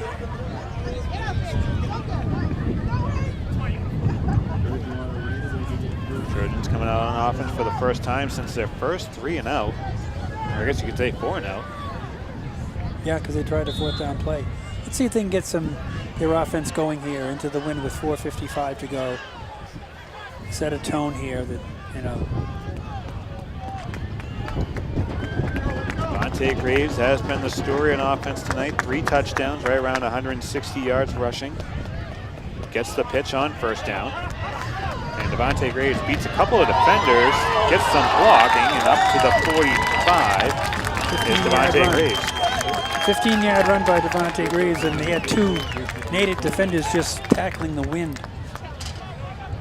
Just had a nice move on the outside wing there. I think number 4 and maybe it might be 33 were just tackling, and they came up empty. Devontae ended up with a 15-yard run.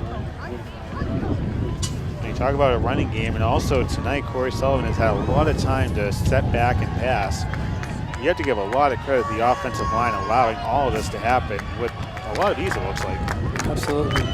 Give the offensive line a tremendous amount of credit. CCO goes around to the far side. Pitch to Graves again, gets some lead blocking. He's cuts back over the middle. Devontae Graves gets a gain of about maybe 2 or so.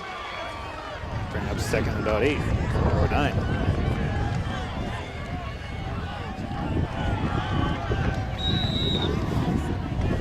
Graves actually missed 3 games this season. In the early part of the season, right after Duxbury.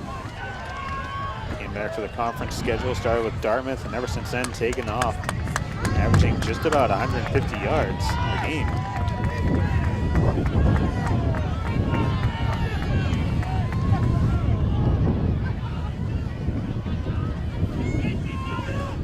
Hand out to Bryce Shaw on 2nd down and gets stopped shy of midfield.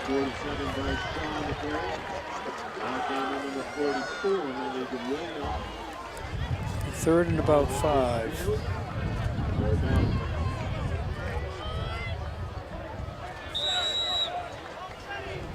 Mentioned Bryce Shaw has had a lot to do with the BR offense this season. As get an update now from Rentham. King Philip still holding on to a 2-point lead, 13-11 after 3 quarters of play in Rentham. I'm sure that's making Scott Zolak very happy right now. Got a good sign here. Devontae Graves is coming off the field. Going to check with Pete Smith, the trainer. Sullivan on 3rd down has that pass complete, still shy of the 1st down. Jeff Ciccio. As Skip, you mentioned Pete Smith now looking at Devontae Graves' right leg. Looks like his ankle he was checking out. Obviously something that can happen when you talk about a running back like Devontae Graves, likes to cut a lot, go inside and outside, so not a bad position here. I think that's his mother looking over there from the stands.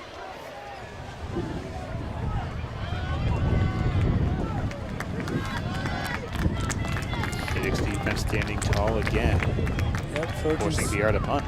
Trojans get 1 first down, but then they get stalled in the 2nd attempt. So with 1:59, Trojans are going to punt it away. Jesus, the lone man back for Natick. That was a nice punt. From his own 17. And Gio De Jesus gets stopped at his own 25.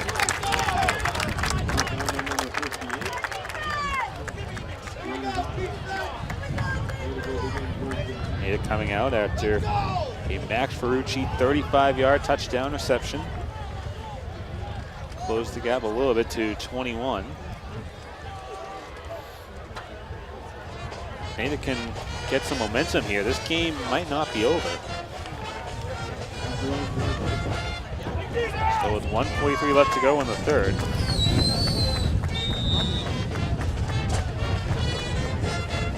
Two receivers to the near side. There, Mells once again playing to D'Antonio's left. Back to pass. D'Antonio throwing deep with the win. Ferrucci underneath.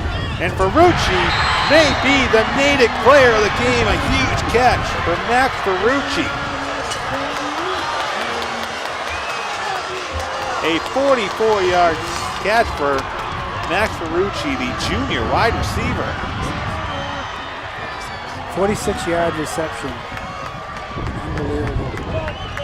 He threaded the needle on that one there. Again, beating the Trojans' defense there. They're giving up the long pass. Three to the far side. Amir Mells gets the carry on first down. Up to the 25. Max Ferrucci has been a turning point for Natick when they seem down and out. Yeah, absolutely. They've made something happen when you didn't have much going on. 2nd and 7. D'Antonio getting rushed. Break free. D'Antonio up to the 20, and Christian D'Antonio has done a pretty good job tonight making something out of nothing. Had that 3rd and 16 on the last offensive drive. Got Natick a little closer for the 4th down kick, and coming up again here.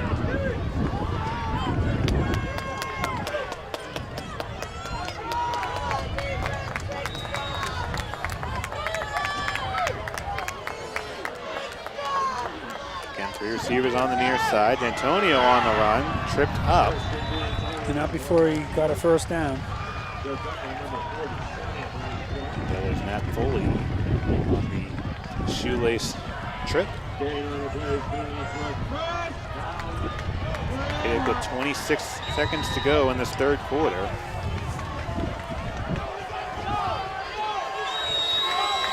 Taken down now inside of 20 seconds. D'Antonio goes this one. That is complete inside the 10. With 7 seconds left to go. That was Declan McMahon on the catch. Nice catch. He bobbled it, but he came back and recovered. It's a 2nd and 2 from about the 5-yard line. They can get a first down without scoring. 3 to the near side. D'Antonio is going to get stopped right around the line of scrimmage. Oh, wait, did he go down? No. He was on top of a defender, and they never blew the whistle. Christian D'Antonio with a capper on the 3rd quarter. He went down, he fell down on top of a defender, never touched put his hand on the ground, but never put his knee never touched.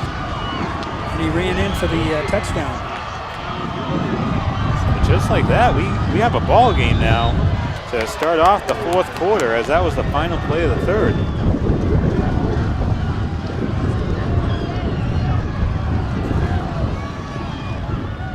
And that kick is going to be good. 35-21 off of a Christian D'Antonio run to close out the 3rd quarter. The 4th quarter coming up here, and what's proved to be a very interesting semifinal matchup. Yeah, the Redhawks outscoring the Trojans 14-7 in the 2nd half so far. Again, they've got another 14 to go to catch up. Trojans are now going to have the ball. They're going to have the wind at their back for the 4th quarter, which makes a difference. That's when they scored their 2 touchdowns in the 1st half, when they had the wind at their back. Looking at the circumstances right now, they may need the passing game as Devontae Graves continues to get looked at. They rolled his ankle in the third quarter, his right ankle, as Pete Smith continues to look at the running back.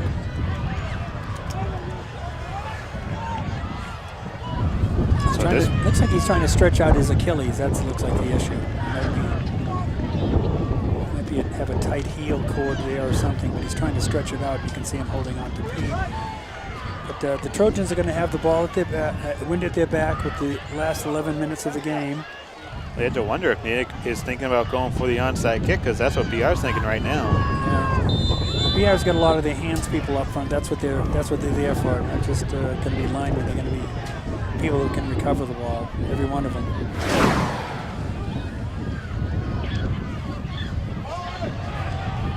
Kicks not bouncing down to 35 is Jaden Rosario. Wasn't what they were trying. It wasn't a good effect in terms of an onside kick. When you kick it into the second line, it gives them a chance. It gives BR a chance to recover it. When you're trying to catch that ball on an onside kick, you want to kick it just beyond the first line of defense, and then get some open room where you can recover the ball.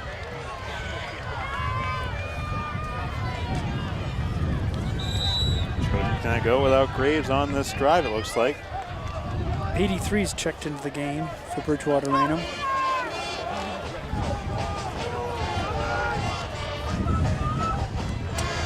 Now Bryce Shaw in at the tailback position. Joey D'Amelia, the man in motion. Shaw on first down is met up at the line of scrimmage, as Natick has a newfound look on life after that touchdown to end the third quarter. Yeah, they stopped Bryce at the line of scrimmage, and for a loss of half a yard on the play. And Taylor checks back in as BR faces a 2nd and 11. He's going to need a little bit of push from the offensive line to get their offense going, get a first down. 3 receiver set. CCO lined up on the far side, Taylor D'Amelia on the near side. Sullivan out of the shotgun. Corey Sullivan throwing this one complete to Dan Taylor. First down by about a yard or two, as he gets hit by the starting quarterback for the other team. Nice catch. It's a first down for the Trojans, just what they needed.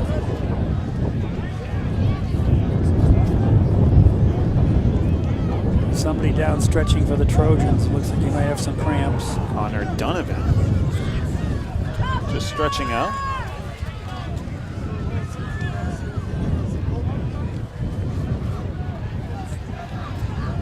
When we started, it was pretty warm for November standards, but yeah, I jinxed it by saying how nice it was, and it's dropped about 15 degrees since the start of the game. Rolled the dice going without the coat. Regretting that decision now. Left that turtleneck in the car. It does me no good right now. A couple of geniuses, I'll tell you. We got the parking lot across the street. We can go turn the next play. So the Trojans get a really needed first down by Danny Taylor there in passing Corey Sullivan. So split receiver look for the Trojans offense. From the 46, pitch to Shaw, and Bryce Shaw just dives his way up to midfield. Some extra pushing and shoving. Yeah, 76 is getting for the Red Hawks is getting a little frustrated. He decided to take a couple of extra pumps against number 71 for the Trojans, Nolan Anderson. And, hey, no harm, no foul. It's a 4-yard gain. If you want a little pushing and shoving and get 4 yards on the play, we'll take that all day. Here's Robert Jufrey helping out Shaw on that lead block to help Shaw go back on the inside. Pick up the extra 2. Now Trojans facing a 2nd and 6, just under 9 minutes to go in this fourth quarter. Play clock winding down. Sullivan, hard count. Hand off to Bryce Shaw, tripped up inside to Natick territory. Might have gotten up for a gain of maybe 2, if you want to call it that. 74 for the Red Hawks, got across the line of scrimmage quickly. Brings it a 3rd and about 5.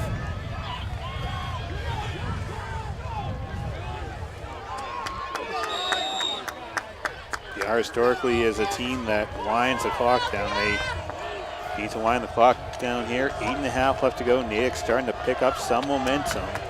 coming into this offensive drive for the BR Trojans. Sending 4 on the line. Sullivan.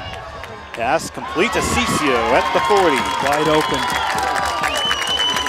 Again covered, but the kid who was covering him was half his size, number 23, and Cicio just reached up and caught the ball. When you get that kind of height and those good hands, you can reach up fully extended and come down with the ball. Another first down for the Trojans. Devontae Graves checks back in. A little bit of a limp. Robert Dufresne checks out for the Trojans. We're going to give it a go. I'd like to see that.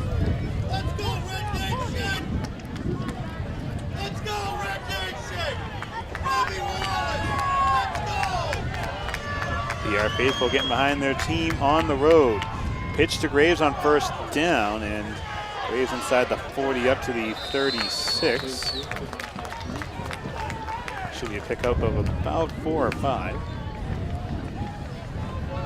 Good hard run by Devontae Graves. You're right, John, about 5 yards on the play. Graves injured his right leg in the third quarter, getting looked at by Pete Smith, checking back in now.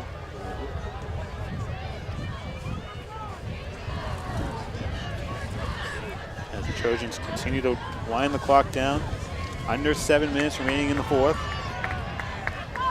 Looking to put this one out of reach for the Natick Redhawks. Media in motion, handoff to Graves, and Devontae Graves up to the 29, almost shot out of the cannon. Yeah, he came out with some,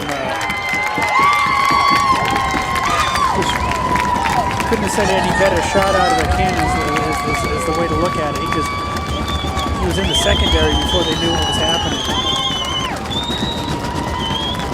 The Trojans eating up yards, eating up clock, approaching 6.5 left to go. And at last check, King Philip still nursing a 2-point lead. The Mansfield Hornets. Is that 3 first downs on the series here so far?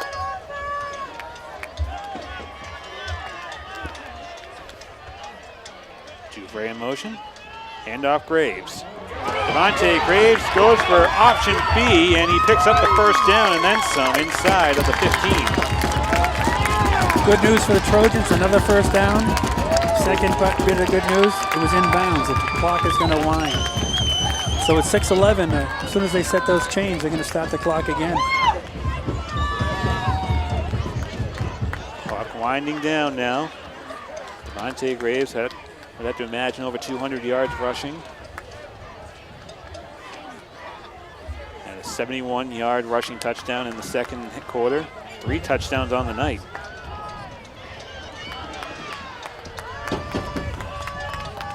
On first down. And out to Bryce Shaw, straight through the middle. Straight up the middle. Should be a pickup of about 2 or 3. When he's in the secondary there, gets beyond that initial line of scrimmage, he's dealing with the linebackers in the secondary. You know, that's a good sign for the Trojans. It means that you're making the initial line of scrimmage move. You're gaining 2 or 3 yards on the play, and the clock is winding down. 5 minutes and 18 seconds. All right, Donovan getting looked at on the bench by Pete Smith. Checked out a few minutes ago. Looks like it was just cramps. 2nd and 7, handoff to Devontae Graves, and Graves looking for touchdown number 4 inside the 5. He's down close. He's inside the 2-yard line. And now we got some extra pushing and shoving. Yeah, there's going to be that now with 4:50 to go, and Natick not being able to do anything to stop the Trojans knocking on the door for another touchdown. What you don't want to see here is you don't want to see him get into a scrum and then have a couple of heavyweights come down on Devontae Graves and tweak that ankle any worse than it is. A 2nd and goal from the 3. Actually, a 1st and goal, I should say. Yep. It's a first and goal from the 3. Dufresne, Shaw, Graves in the backfield, handoff Bryce Shaw trying to pinwheel into the end zone. Does he have enough to pick it up? He's close. He's just outside. They're not giving him a touchdown yet. He's within the 1-yard line though. See where they spot it. Going to be Yeah, right inside the one. Right inside the one with 4 minutes and 10 seconds to go. Clock the Trojans' ally here. They started it with 11 minutes, right? Just about.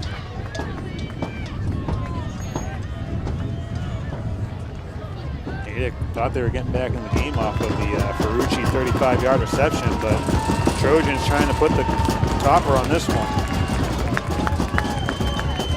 Handoff to Devontae Graves, and I think he got stuffed at the goal line again. Boy, you can't get any closer to the end zone. The wingman on our side has 1 foot on the goal line and the second foot just outside it, so it's 3rd and inches. Like Graves is limping again here. He's hurt his ankle.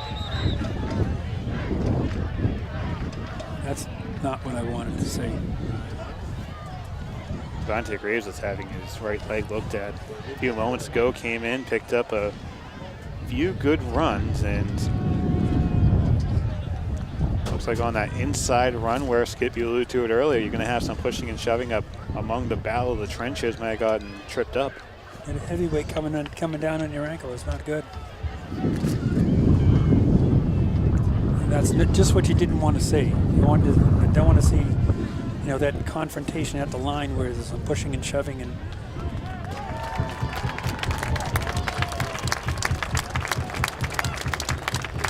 Myself and Brian Berard were on a radio show for Deep Sports Talk, and we talked about what would stop the BR Trojans from maybe getting to a Super Bowl game. And we both said that a big injury like an injury to Devontae Graves would be that thing that stopped the BR Trojans. So certainly hope it's nothing more than maybe just rolled the ankle the wrong way again. He's walking a little bit on it, but still he's not going back in. Trojans facing a 3rd and goal, handoff to Bryce Shaw, trying to reach over, and he gets it. So at 2:55, the Trojans pretty much put the capper on it.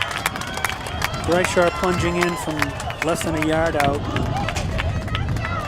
Looks like Mark Mortarelli was trying to call a timeout as another Trojan down the field momentarily. It is going to be a touchdown. I don't know what he's doing down at the 20-yard line. He's well outside the team area. Nolan Anderson getting some help off the field.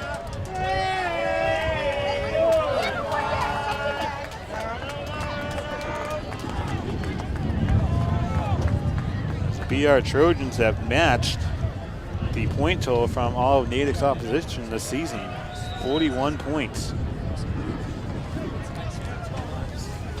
However, they may have picked up a couple of lumps on the team here as the injury's starting to pile up here. Thomas Fay on the kick, and that is going to be good. And BR is up 42-21. There is a flag on the field, however.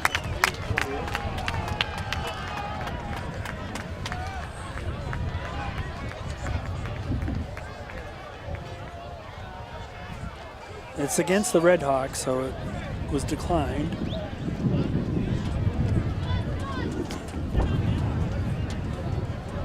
The Natick coach is giving the white hat an earful.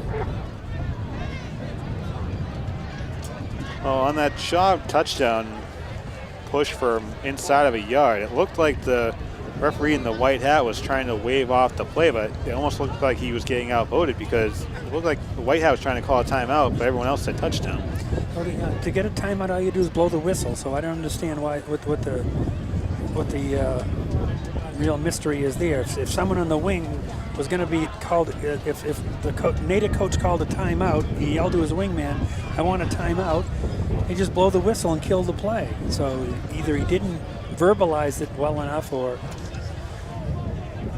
there's some miscommunication there from the wing to the white hat, and as a result,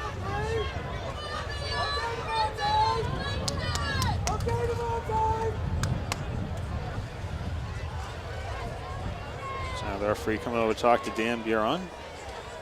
well, this penalty has gone against BR because now they've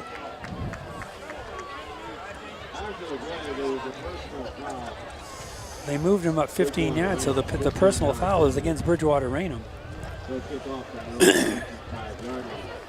The Natick Redmen, the Redhawks, instead of receiving at the 50, are receiving at the 35. That's their up line. The BR's 10 yards back, so they're going to kick away with 2:55 to go. The wind at their back, so they're going to have a deep kick down to around the 20-yard line. Let's see. So bowling from right to left. Straight line kick from Thomas Fay. DeJesus picks it up from his own 20 after bobbling it. Easier said than done. He didn't really quite pick it up, did he? And DeJesus is going to get stopped at the 26.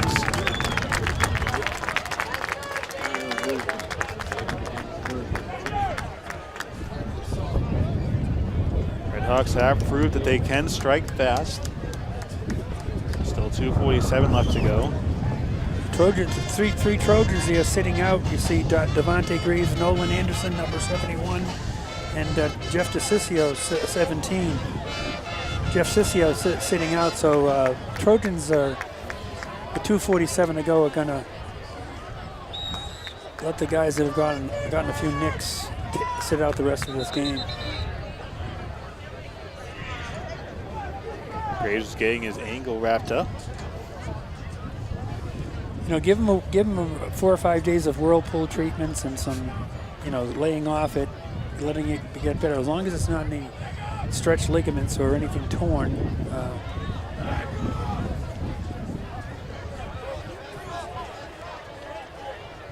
Now this could be the longest 2:47.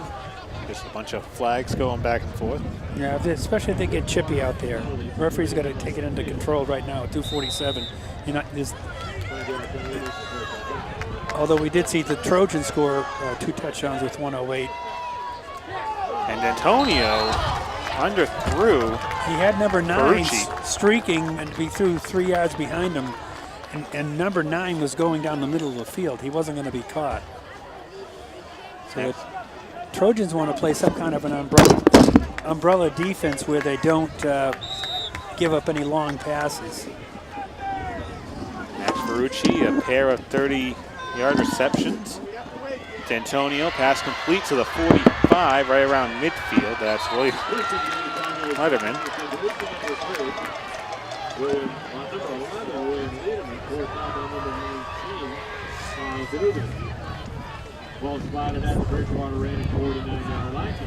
Clock stops at 2:33 momentarily.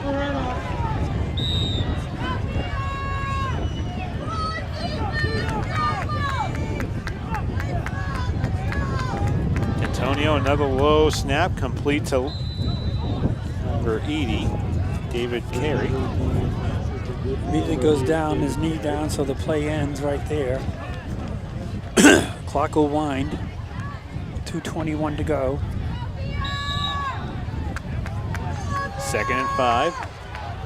Antonio going on the run, gets the first down and flipped over by Jufrey. First down. Stops the clock at 2:06. As soon as the change is set, the clock will wind, so at 2:06. 2-minute mark. Antonio is going to throw this one, and that is complete. And completely leveled there by Michael Wilder. Second big hit, this time on Carey. And we talked about earlier how D'Antonio's been leading his receivers into hits like that. Now, D'Antonio was running for his life there, and he got hit from behind. Lucky the pass was completed at all. He spikes the ball with 1:44.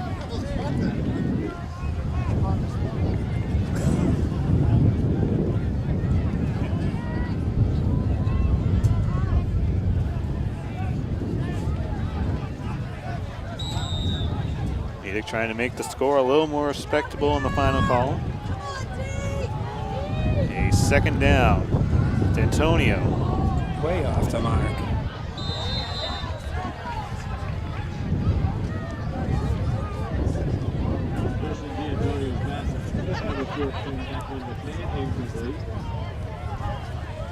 You could see that pass going. It didn't look like it was going to be completed, and it wasn't. Almost looked like the wind was starting to carry it Yeah, a little bit. the wind. He's thrown into the wind, right? That's having an impact on the throws.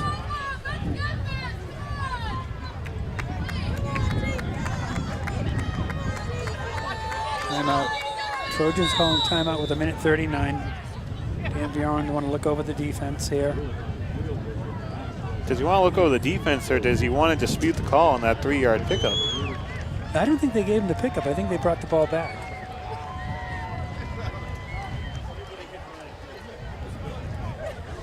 He's checking the spot right now. It's 3rd down.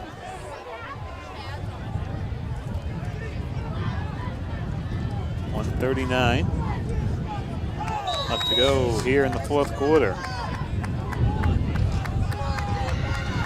Pass complete to Ferrucci. And again, some pushing and shoving. So it'll be 4th down, 4th and about, where they spot is 4th and about 5. It'll bring up 4th down for me. And more than that, 4th and about 6. 4th and 7. Back to pass. Antonio, a low-lying snap, going for the end zone, and that is complete. Joey D'Amelia on the interception and stopped at the 16-yard line, and that is how the night's going to end for the Natick Red Hawks. Yeah, that was the throw was into some deep, there's some good BR coverage. There were many BR defenders and not enough Red Hawk receivers.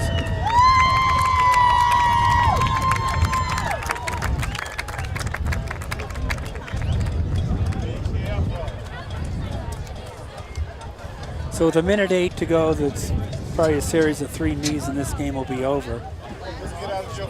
Look for Corey Sullivan to take the knee 2 or 3 times and then end the game. So the BR Trojans returning to the division sectional final. Last year it was on the road at King Philip. At last check, it was a 2-point lead after 3 quarters. The Warriors on top of the Hornets as Sullivan goes down for the first knee. That'll take us to under a minute. After a sensational performance tonight by Devontae Graves and really the BR Trojans offense as a whole. The offensive line from Bridgewater-Raynham did a Herculean effort today, providing the openings for Devontae Graves and Bryce Shaw, and allowing Corey Sullivan the time to sit back in the pocket. And even when he scrambled, he found some receivers wide open. Jeff Sissio, Bryce Shaw.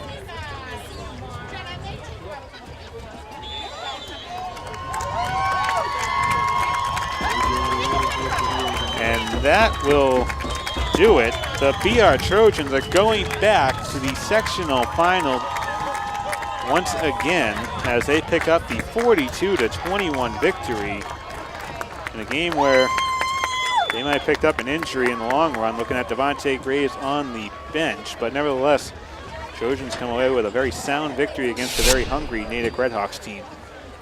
That's the end of the game with the final score. So that'll do it. Once again, 42-21, the BR Trojans back to the sectional final. We'll keep you updated on the BTV Twitter page, also Facebook page, and the BTV Right Now updates. But for now, for Skip Crossman, our statistician Brian Berard, and everyone behind the scenes here at BTV, thank you very much for watching. I'm John Locke.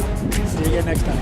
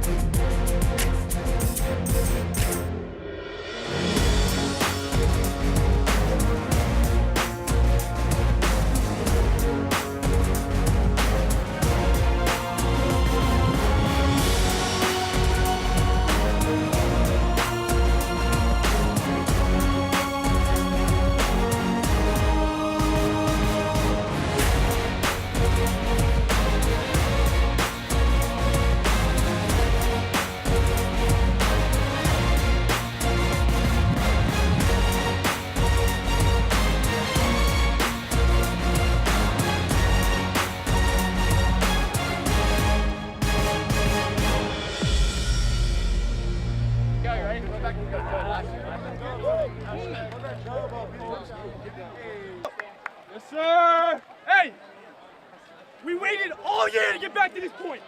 We waited all year. Let's go. We're gonna have the best week of practice we've ever had. Bring it back. Let's go. How y'all feel about a playoff victory? So it's on 3. 1, 2, 3. Georgia!